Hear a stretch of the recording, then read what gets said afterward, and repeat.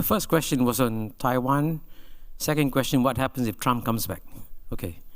Now, by the way, I think we all know, I think Orville would agree, that by far the most dangerous issue in the U.S. China bilateral relationship is Taiwan.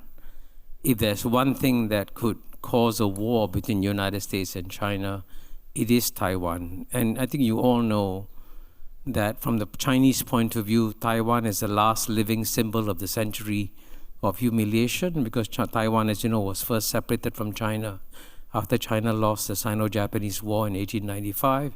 So not bringing Taiwan back is seen like a sort of a continuing wound in Chinese civilization that has to be fixed. But at the same time, to prevent war, the best thing we can do is to keep the status quo as it is and not change it in any way. And so those who want to preserve peace in Taiwan Straits, keep the status quo. And some of it is fictional, of course. The fiction is that the Republic of China represents all of China. But that's a fiction that's actually very important for peace. The minute you drop that, you create war. Now, at the same time, I think we must all understand and respect the desire of the people of Taiwan to keep their lifestyles as it is. They don't want to change. They don't want to join mainland China. That's understandable. But if you want to find a solution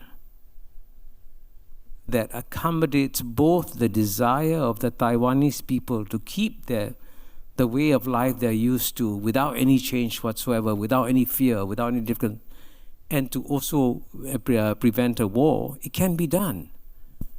But the question is, do you want to see peace across Taiwan Straits, or do you want to see a war? So I'm hoping, and I must say, to be fair, many U.S. administrations have understood that very, very well. So when President Chen Shui-bian of Taiwan emerged, as you know, in around 2003, 2004, it was President George W. Bush that made it very clear to President Chen Shui-bian, I will not allow you to have a referendum.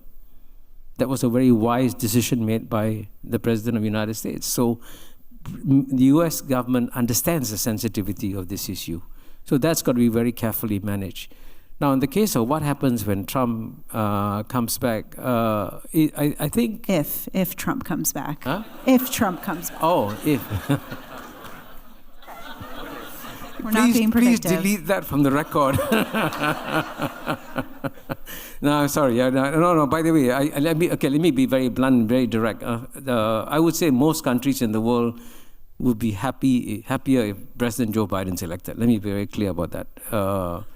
I mean, President Joe Biden is a very predictable, careful, sensitive president who, as you know, has made many friends around the world. But President Donald Trump, version 2, if he comes back, will, I think, be a much bigger challenge for the world.